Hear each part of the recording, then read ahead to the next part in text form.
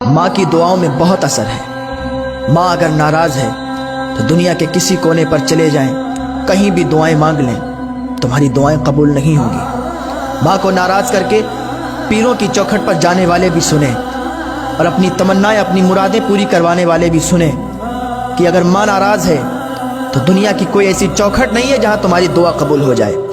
ارے ماں کی دعا میں تو اتنا اثر ہے کہ ماں کی دعا زنجیریں بھی توڑ دیتی ہے۔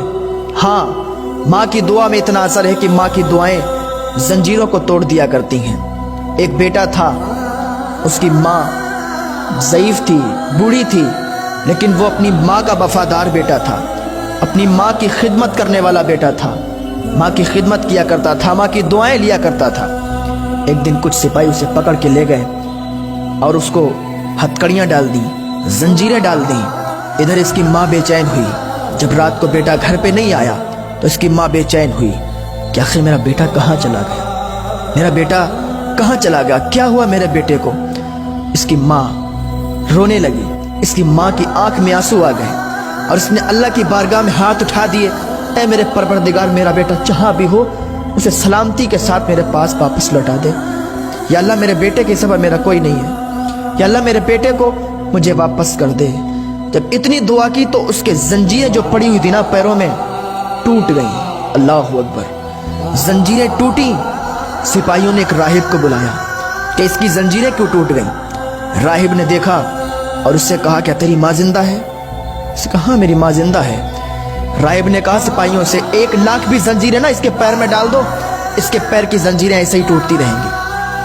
سپاہیوں نے کہا، کیا بات ہے، کیوں ٹوٹتی رہیں گی؟ راہب نے کہا، اس کی ماں زندہ ہے، اس کی ماں نے ادھر ہاتھ اٹھائے ہوئے ہیں، اس کی ماں ہاتھ اٹھاتی ہے، وہ دعا باب اجابت سے ٹکراتی ہے، وہ دعا قبول ہو جاتی ہے، اس کی زنجیریں تو ایسے ٹوٹتی رہیں گی۔ سپاہیوں نے اسے چھوڑ دیا۔ بیٹا دوڑتا ہوا، بھاگتا ہوا اپنی ماں کے پاس گیا، چپٹ کے رونے لگا۔ تو ماں کی دعاؤں میں اتنا اثر ہے۔ آج کل لوگ اپنی ماں کو ناراض کر کے پیروں کی چوکھٹ پر اپنی دعائیں قبول کروانے کے لیے جاتے ہیں۔